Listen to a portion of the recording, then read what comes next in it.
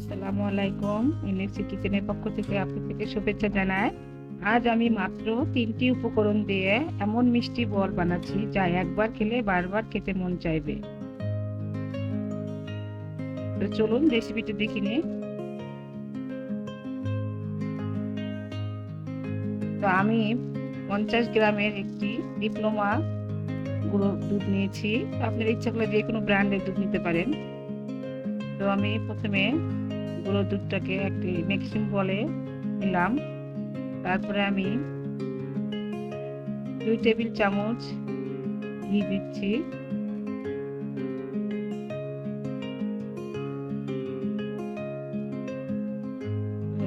গুঁড়ো দুধ আর ঘিটা একসাথে মিশিয়ে নিব হাত দিয়ে।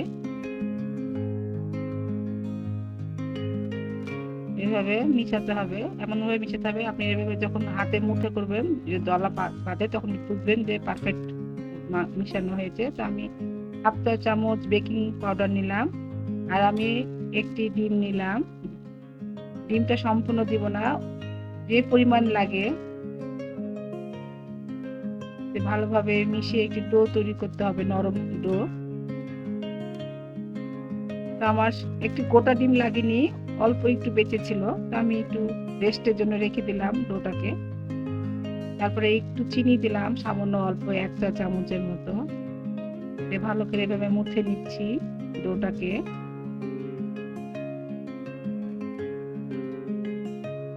আবার মুছে নিতে হবে ভালো করে, নরম সফট ডো একটা তৈরি করতে হবে। হাতে ঘি মাখিয়ে নিয়েছি আমি। তো এখন ছোট ছোট লেচি কেটে আমি এখন বলের মতো করে নিব। ছোট ছোট মিষ্টি আকার করে নেব আমি। এভাবে হাতের সাথে ঘুরিয়ে ভালোভাবে আমি গোল গোল করে নিব। আপনারা লম্বা করলেও পারবেন, ইচ্ছা করলে লম্বা করে নিতে পারবেন মিষ্টির শেপটাকে। তো আমার মিষ্টিগুলো তৈরি করা হয়ে গেছে। তো আমি চুলাতে একটি পাতিলে প্রায় হাফ লিটার দুধ বসিয়েছি।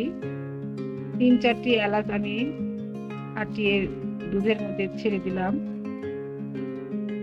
এখন দুধটাকে এখন আমি গরম করে নিব।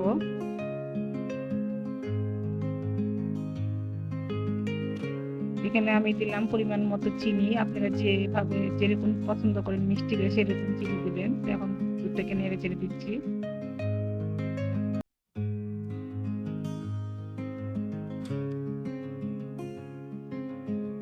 দুধ আমার বলক উঠে গেছে, তো আমি এখন ফুটন্ত দুধের উপরে মিষ্টি বলগুলো ছেড়ে দিচ্ছি। দেখুন বন্ধুরা,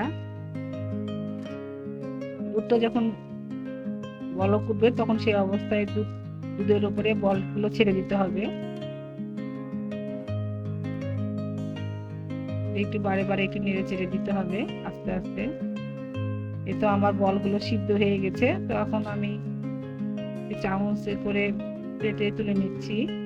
তোলা হয়ে গেছে বন্ধুরা। তো আমি এখন একটু দুধ বেঁচে গেছে, তো আমি এখন দুধটাকে জাল দিয়ে কমিয়ে নিয়েছি। আমি এখন একটি মগে ঢেলে নিলাম দুধটাকে। তো এখন আমি মিষ্টির বলের ওপর সেরাগুলো ঢেলে দিলাম।